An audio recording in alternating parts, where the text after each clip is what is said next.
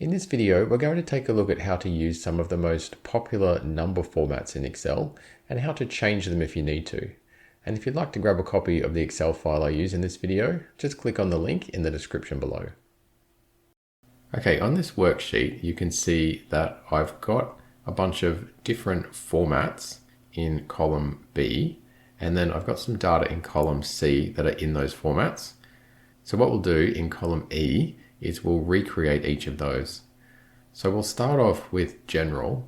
So if I come up here and I type in 1000 and then click back on the cell, you can see from the drop down box at the top up here that it's already the general format. So that's just the same as that one. So that's easy.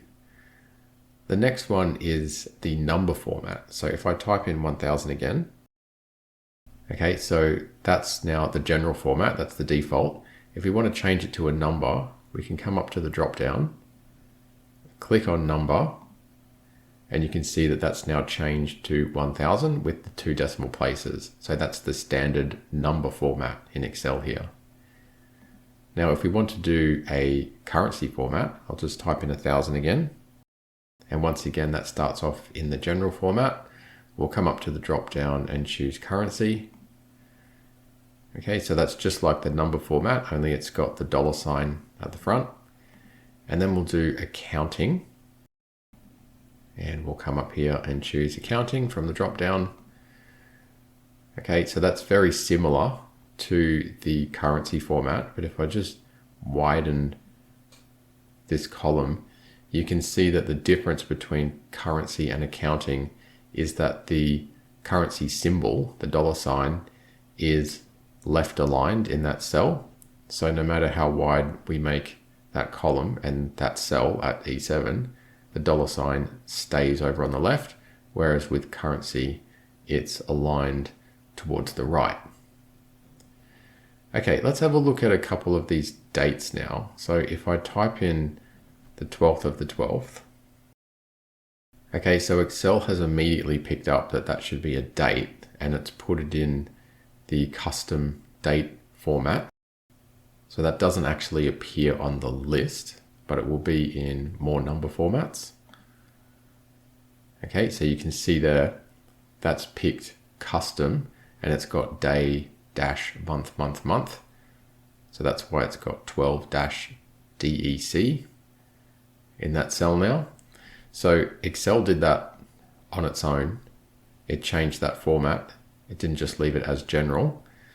Now, if I do that again down here, and this time we're going to choose short date. So if we come back up to the drop down and click on short date, so that's a different date format to the custom date format. And if I come down here and do it again, and this time we'll choose the long date format, and I'll just have to widen that column a bit. Okay, so that's put the name of the actual day and it's put the date in long form in there. So you can see that we've got 3 of the same date in there, but they all display differently because of the different formats. And then finally down here, I'll just show you percentage. So if I type in 100, okay, so that's general. Now, if I choose percentage from the drop down, I'll show you what happens. It doesn't actually come up as 100%. So the number 100 doesn't translate into 100%. It's actually 100 times 100. So if you wanted to put 100 as a percentage, so if I delete that, and I'm just going to put this back to general. Okay, so that's not in the percentage format. And now we type in 1. And now we change it to a percentage.